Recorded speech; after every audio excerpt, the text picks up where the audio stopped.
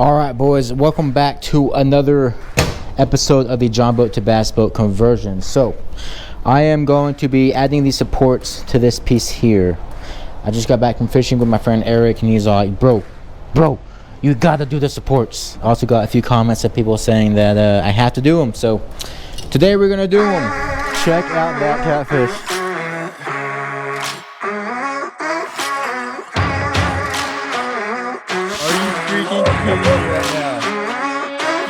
I'm gonna be using all of these leftover cut off pieces. I got more over there as well, but with these pieces I'm just going to be cutting down a smaller piece, attaching it there, and then attaching this end to that, getting that riveted in place, and then attaching this end here. So that is going to add more support. We're going to be adding as many as I can, not as many as I can, but I'm going to be adding probably one every foot or so down this entire lid section, and that will just add support to this piece here.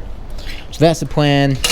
I'm going to cut out, let's use a template here. So we'll go 1, 2, we'll do 6 for sure, and I'll try to get another one in if I can, 7, but that area is gonna be pretty tight, so I'm not sure if I'll be able to do that. All right, real quick, guys, I want to interrupt this video. First off, I'm glad I'm not out here filming, working on the boat, because there's a bug outside the garage. Can you hear it? That is annoying. It's been going on for like 30 minutes, but it's already done. Hey, it stopped, but it's already done. Oh, there it is. Anyways, I just want to say that if I could do this again or over, I would do it a different way. And how I would do it is, I would not have added these little pieces to this. I would have added a 3/4 piece of angle all the way down this whole piece. That would have gave it more strength and made this a whole lot more easier. But I didn't do it that way because I would have had to drill out all of these rivets. That is, let me see, 1, 2, 3, 4, 5, 17 rivets per each side. So yeah, I would have had to drill out all of those, and I was running out of these rivets. So check this out. We have 1, 2, 3, 4, 5. 4. This is a Countersink. I have 4 of these rivets left. I need to go get some more tomorrow. But I would not have been able to finish this project today if I did that. So that is why I did not do it. But the easier method to do it would have been 3/4 going all the way down. It would have been easier, and it would have added more strength to this entire thing. Real quick, I wanted to tell you guys there's an easier way to do it than the way I did it. So just keep that in mind. Again, if I had the rivets, I would have done it, but I didn't have the rivets. I'll go get some tomorrow, so I never have to run into this scenario again. But anyways, back to the video, guys. Here's a little sneak peek of the finished product. So I'm gonna go ahead and cut some pieces out for that.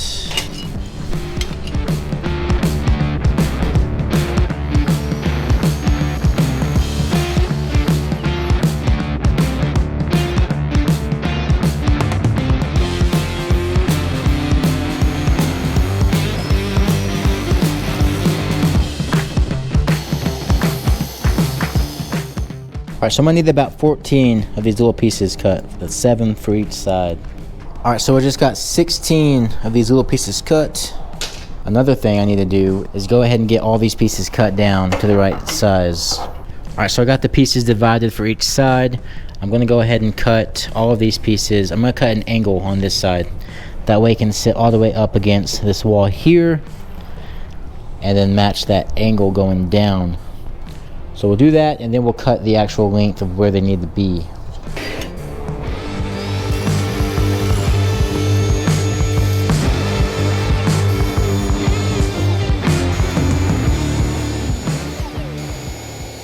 Now that I have the angles, they will sit against the wall and go all the way up against the wall.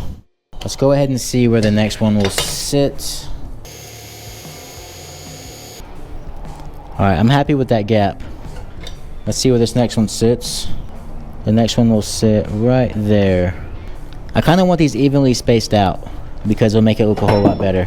And then from here on out, we'll measure it every so often. Like I said, I ain't worried about this gap here because that's such a tight area. It should be all right. About 6 inches apart, which I'm good with. So 6, let's go ahead and mark that actually.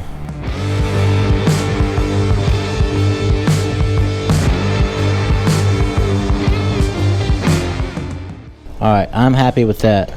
We got one every 6 inches, which is, let's see, 1, 2, 3, 4, 5, 6, 7. Like I planned out, so perfect.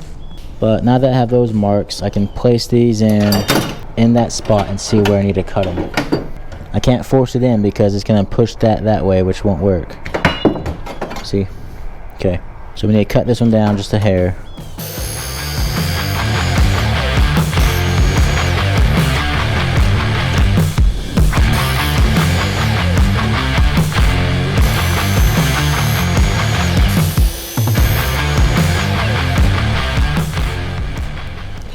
All right, so we got all of these pieces cut here to the right size. Now we can go ahead and get all of these attached. So I need to drill a hole through here and through here, countersink this hole, get it all riveted together. I'm gonna go ahead and trace all these out because it seems like it's the right size. I'm gonna have to trace out that side, but I'm going to, I guess. Make sure they're all the same.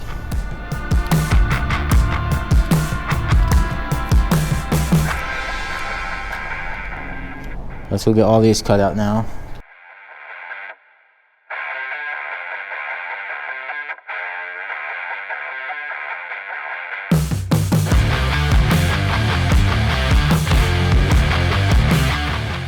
All right, so there is the other side cut. So we have all those made.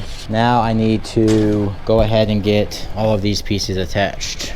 And I may start with a smaller drill bit, just so it's easier. I need like a little table right here, the live well. Okay.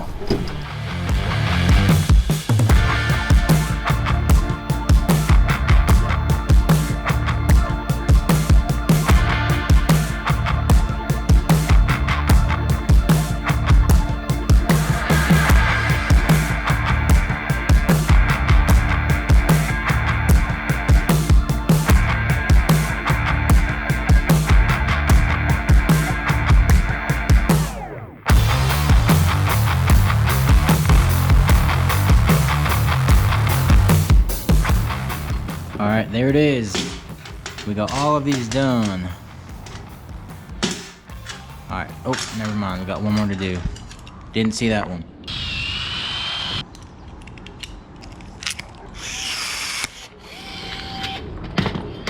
All right, there's the last one. Okay. Okay, we got all these done. All right, so there is both the sets completely done. We are now ready to attach them to the hinges. Will this be easy? Probably not. All right, so I'm gonna go ahead and drill this hole here just to kind of mark that spot of where it needs to sit. I need to get it in, but not to where it's tight and pushing out the frame.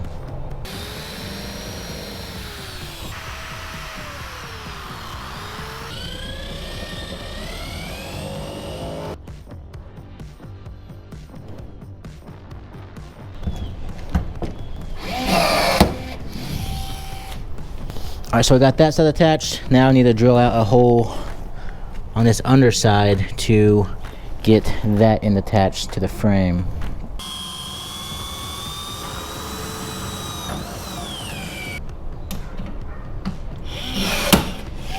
All right, easy enough. There's one done. I should probably weigh these, yeah? I got this old paint can that is hopefully dry. It is dry. This is the most action this scale's ever gotten. I'm gonna tear it out to 0 and throw all of these in there. This is the small one that goes there. I already used it, but this is the other one. So I'm gonna throw half of those in there. All right, we got 0.32, so 0.64 is the total weight of all these pieces. 0.64 pounds. Rod locker support pieces. All right, let's continue. Next one.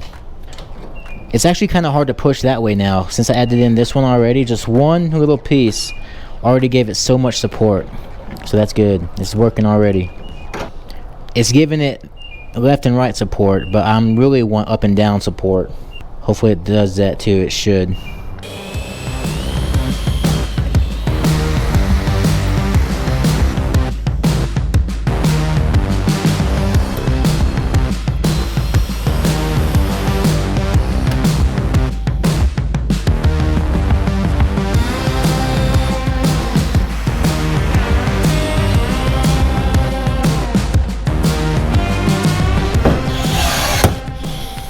Hey, I was needing one of these and I was like, man, I don't want to go get one. I turned around, bam, right behind me. So I'm going to make these level with this. The boat may not be sitting level where it's sitting, but if I match the level of this to these, it should all be perfect. So I need to match that bubble halfway on that first line with these. Halfway on that first line. Okay, so that is how I'm gonna make all of these level.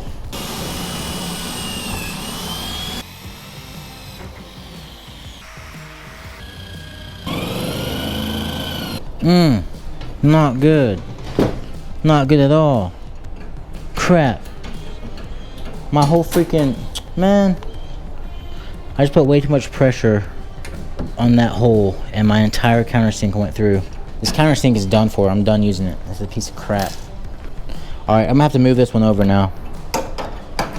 I barely put any pressure on it too, but the freaking countersink was so wavy it looked horrible. So I tried to clean that up and then it just went right through. But I just retired that countersink. It's done for. Got a new one. Hopefully this one will not be so wavy. Alright, don't fail me, new countersink. That's a little too small, but I'm not going to drill through again in the same spot, so I'm keeping it. Can't afford it. I don't want big old holes everywhere in the frame, so.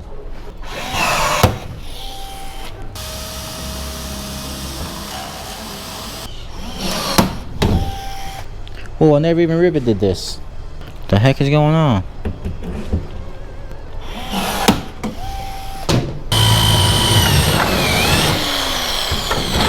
What the oh my god, you did it again. This thing is too dang sharp. Ah. Dang it. Alright guys, don't put too much pressure on your freaking countersinks. What is the deal? I've never had this problem. This is the whole entire build. And now I'm countersinking right through the freaking metal here. Oh. I guess I'm putting more weight on it than I think. Oh, it looks like crap with all these holes, but it won't be seen.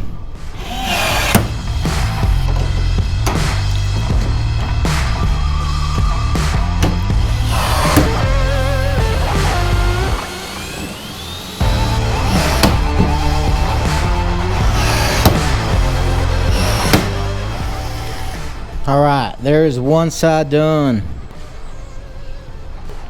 And it feels so much more sturdier. Let's make sure the door can still open up. It should be able to.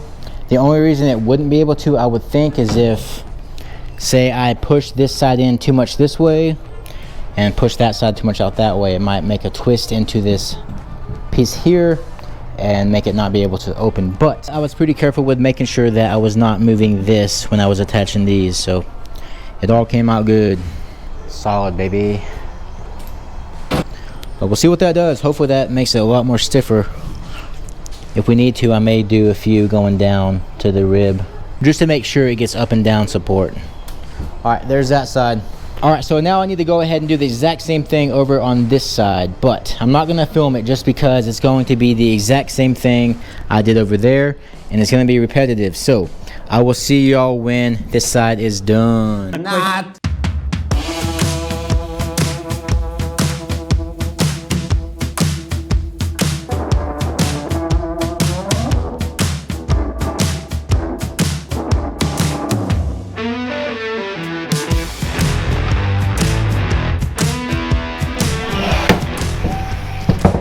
All right, there it is. We got all the support done. We got both sides completed.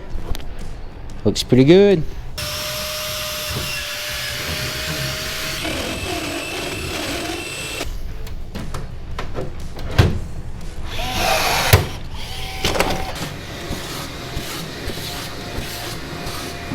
So the past few weeks, I noticed that this wall was sticking out, and I thought it was just a wall. I thought I messed up, and it wasn't all square, but I just realized it was only the face pushing out. So I got a rivet in there, and now it's all tight and flush, which I'm happy about. I also just got this all vacuumed out and cleaned, and both sides are done. It's nice and strong and sturdy, and it looks pretty good. So now we'll have support for this whole door here, this hinge, and also support for the decking that will go in through here to cover all this up. So it looks pretty good. But guys, I hope you all enjoyed this video. Don't forget to like and subscribe, and I will catch y'all in the next one. Peace.